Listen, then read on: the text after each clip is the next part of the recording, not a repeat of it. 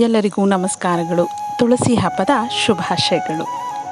ದೀಪಾವಳಿ ಜೊತೆಗೂಡಿ ಬರುವ ಹಬ್ಬ ತುಳಸಿ ಪೂಜೆ. ವಿಷ್ಣು ಹಾಗೂ ತುಳಸಿ ಮದುವೆ ಚಂದ್ರಮಾನ ಕಾರ್ತಿಕ ಮಾಸ ಶುಕ್ಲ ಪಕ್ಷದ 12ನೇ ದಿನ ಅಂದರೆ ದ್ವಾದಶಿಯಂದು ಉತ್ಕನ ದ್ವಾದಶಿ ಎಂದು ಆಚರಿಸಲ್ಪಡುತ್ತದೆ. ತುಳಸಿ ಗಿಡದೊಂದಿಗೆ ಬೆಟ್ಟದ ನಲ್ಲಿಕಾಯಿ ಗಿಡವನ್ನು ನೆಟ್ಟು ಪೂಜಿಸುವ ಹಬ್ಬವೇ ತುಳಸಿ ಹಬ್ಬ. ಬೆಟ್ಟದ ನಲ್ಲಿಕಾಯಿಯನ್ನು ನಾರಾಯಣ ಸಾಲಿಗ್ರಾಮದ ಸ್ವರೂಪ ಎಂದು ತಿಳಿಯಲಾಗುತ್ತದೆ. ತುಳಸಿಗೂ ಸಾಲಿಗ್ರಾಮಕ್ಕೂ ಇರುವ ಸಂಬಂಧವಾದರೇನೆಂದರೆ, ಜಲಾಂಧರ ಎಂಬ ಒಬ್ಬ ರಾಕ್ಷಸ, ಆ ರಾಕ್ಷಸನ ಪತ್ನಿ ವೃಂದ ಪತಿವ್ರತೆ, ವಿಷ್ಣುವಿನ ಪರಮ ಭಕ್ತೆ. ಅವಳ ವಿಷ್ಣು ಭಕ್ತಿ ಜಲಂಧರನನ್ನು ಯುದ್ಧದಲ್ಲಿ ಪ್ರತಿ ಬಾರಿ ಗೆಲುವು ದೊರೆಯುವಂತೆ ಮಾಡುತ್ತಿತ್ತು.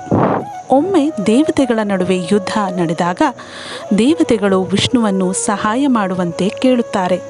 ಅದಕ್ಕೊಪ್ಪಿದ ವಿಷ್ಣು ಜಲಂಧರನ ರೂಪದಲ್ಲಿ ವೃಂದಳ ಬಳಿ ಬರುತ್ತಾನೆ.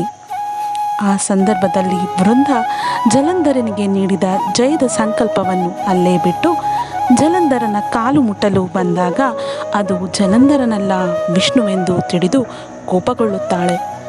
ನೀನು ಸಾಲಿಗ್ರಾಮವಾಗು ಎಂದು ವಿಷ್ಣುಗೆ ಶಾಪ ನೀಡುತ್ತಾಳೆ.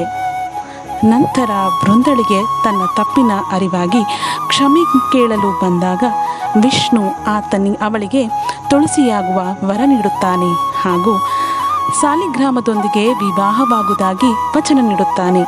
ಪ್ರತಿ ವರ್ಷ ಕೃಷ್ಣ ಏಕಾದಶಿ ದಿನ ಮದುವೆ ಆಗುವುದಾಗಿ ಮಾತು ಕೊಡುತ್ತಾನೆ. ಹಾಗಾಗಿ ತುಳಸಿ ಹಬ್ಬದ ದಿವಸ ವಿಷ್ಣು ಸಾಲಿಗ್ರಾಮವನ್ನು ಇಟ್ಟು ಪೂಜೆ ಮಾಡುತ್ತಾರೆ. ತುಳಸಿ ಕಟ್ಟೆಗೆ ಬಣ್ಣ ಹಚ್ಚಿ ತಳಿರು ತೋರಣಗಳಿಂದ ಸುಂದರಗೊಳಿಸಿ ದೀಪಾಲಂಕಾರ ಮಾಡಿ ನಲ್ಲಿಯ ಗಿಡಗಳನ್ನು ನೆಟ್ಟು ಹೂ ಅಲಂಕಾರದಿಂದ ಪೂಜಿಸುತ್ತಾರೆ. ಅವಲಕ್ಕಿ ಬೆಲ್ಲ ನೈವೇದ್ಯ ಮಾಡುತ್ತಾರೆ.